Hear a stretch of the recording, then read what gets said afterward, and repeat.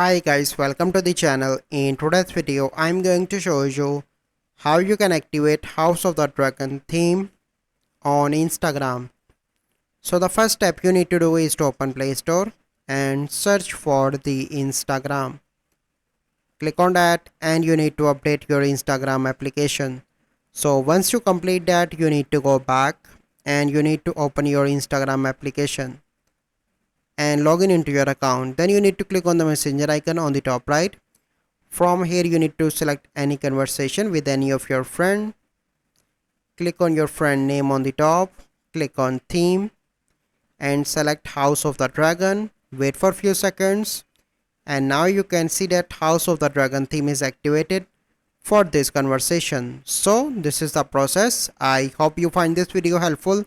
If you find this video helpful, must like this video, subscribe to our YouTube channel for future videos. We'll see you in the next video.